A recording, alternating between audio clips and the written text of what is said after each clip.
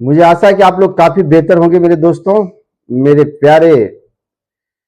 भाइयों एवं बहनों, मेरे प्यारे बच्चे जो स्कूल में जा रहे हैं और वो पेरेंट्स जो मेरे वीडियो को काफी देख करके बच्चे को गाइड करने में जिनको सहायता मिल पा रही होगी। तो आज जो बात होगी, एक बच्चे को मोटिवेट, एक पेरेंट्स अपने आप को कैसे मोटिवेट हो और अपने जीवन को कैसे बेहतर बनाए, इस पर प्रकृति के नियम के अनुसार अपने बच्चे को कैसे सींचें ताकि किसी भी मोटिवेशन की आवश्यकता न पड़े आपको, और न किसी इंस्टीट्यूट के अंदर और न किसी गार्जियन से या किसी पढ़े लिखे व्यक्ति से आपको पूछने की आवश्यकता पड़े कि आपका बच्चा कैसे पढ़े और कैसे उनको सुधारे। तो मेरा ये कहना है कि आप अपने बच्चे को प्रकृति के नियम के अनुसार सींचिए। प्रकृति के नियम के अनुसार का अगर बात करें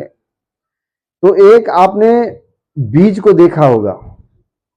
एक फल के अंदर जो एक बीज होता है उसको आपने देखा होगा।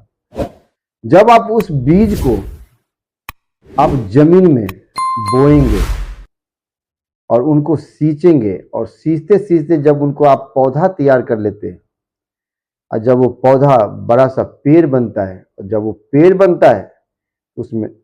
बहुत सारे फल लगते हैं और वो फल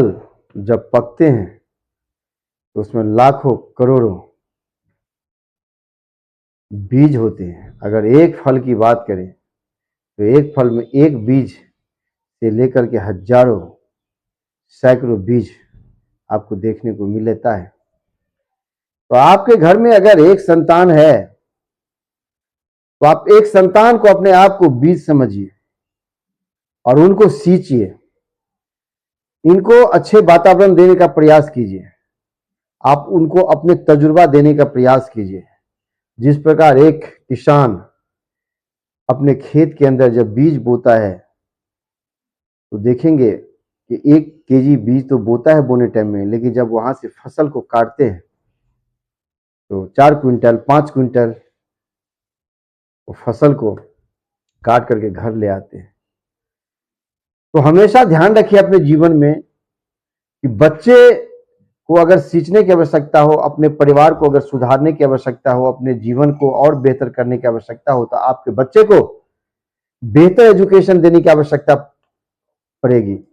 और एजुकेशन के साथ साथ वो बच्चा कैसे अपने जीवन में आगे बढ़े उस पर भी आपको ध्यान देना पड़ेगा। जैसे मैंने प्रकृति के नियम के अनुसार बात किया, आप अपने बच्चे को अगर बहुत बेहतर से उसको एजुकेशन देते हैं, एजुकेशन अगर देते हैं तो बच्चे के अंदर आने वाला टाइम में कुछ सालों के बाद, वो चाहे 6ठी में हो, 7वीं में हो, 8वीं में हो, 9वीं में हो, 10वीं में हो, जब उसके अंदर इंट्रोस्पेक्ट यानी आत्म विश्लेषण करने की जिस रोज भावना जाग जाएगी, जिस रोज बच्चा समझ जाएगा कि मेरे जन्म लेने का उद्देश्य क्या है, तो कहते हैं कि introspect is the birth of second generation. जब भी व्यक्ति जन्म लेता है उस टाइम उसको पता नहीं रहता है कि मेरा जन्म क्यों हुआ है, लेकिन जिस रोज ये पता चल जाता है कि मेरा जन्म किस लिए हुआ है, उस दिन से उस व्यक्ति को, उस बच्चे को, चाहे वो लड़का हो चाहे लड़की हो, आपको समझाने की आवश्यकता नहीं पड़ेगी। प्रकृति उसको अपने गोद में उस प्रकार से सींच पाएगा, उस प्रकार से सींच लेगी कि आपका परिवार ही नहीं, आपका बच्चा ही नहीं, आपके घर के अंदर सुख समृद्धि और एक औरा का ऐसा विकास होगा कि प्रकृति आपको एवेंडेंस शक्ति और ज्ञान भर करके आपके घर में आपके बच्चे को प्रस्तुत करेगी। तो प्रकृति के नियम के अनुसार अपने बच्चे को सींचें। ध्यान रखें कि बच्चे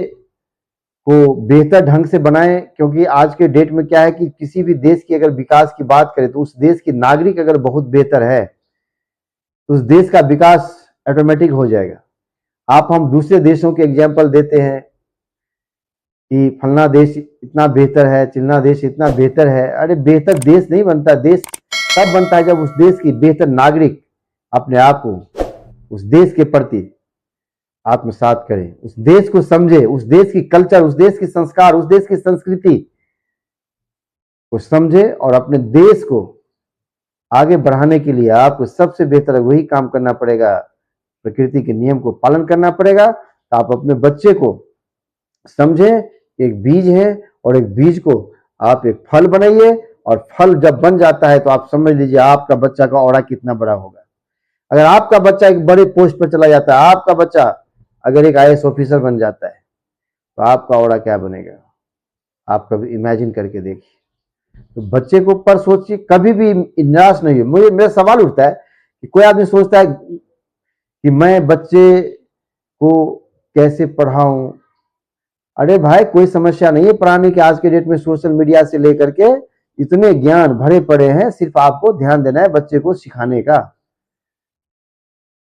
आप अगर किसी भी अमीर बनना चाहते हैं, अमीर बनने का एक ही रास्ता है बस, दूसरा कोई रास्ता है ही नहीं प्रकृति के अंदर, ब्रह्मांड के अंदर, और वो रास्ता है शिक्षा।